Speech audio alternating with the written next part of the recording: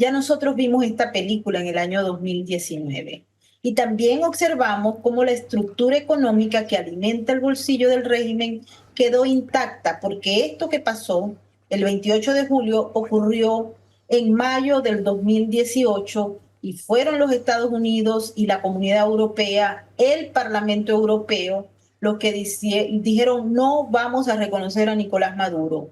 Hubo reuniones en la ONU, hubo reuniones en la OEA, documentos, declaraciones, etcétera, pero lo que no hubo fue el movimiento de los grandes capitales, particularmente ligados al petróleo, al gas, al coltán y al oro, Ya, que se fueran de Venezuela. Y eso le ya. permitió al régimen mantenerse con más de 950 sanciones. Claro, jefe. Iban personajes y empresas para la época. Ahora es diferente el asunto, porque ahora tenemos unas empresas produciendo en Venezuela con los términos que el régimen ha propuesto.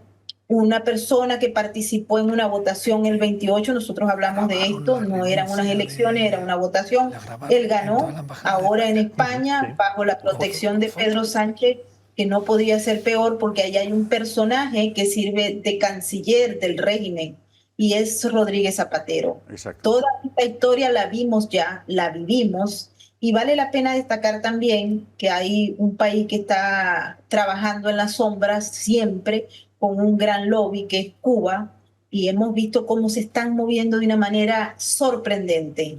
La semana que viene empieza la Asamblea General de la ONU abiertamente con jefes de Estado y los lobbies que se están haciendo desde el régimen, pero a través de sus aliados fundamentales, Rusia, China, Irán, Turquía, Cuba, entre otros, está abarrotando el discurso que se quiso imponer a través de Panamá, en el que se discutiera al menos lo que está ocurriendo, la violación de derechos humanos en la Asamblea, pero todo indica que el lobby chino-ruso y las capacidades de veto que tienen esos países no va a permitir que se asome el tema de Venezuela Ajá. ampliamente, como muchos hubiesen querido en la ONU, con Pero, todo lo Mayor, pero sí, pero ¿de qué sirve que la ONU o la propia Casa Blanca haga una declaración de condena y anuncie que va a congelar los bienes de tal o cual general si al mismo tiempo le renueva a Chevron los permisos para explotar petróleo en Venezuela?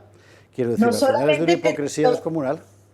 es una hipocresía, por eso te digo que es una hipocresía, pero no solamente Chevron. Sí, Aquí ¿no? tenemos a muchas de las empresas. Españolas también. Sí.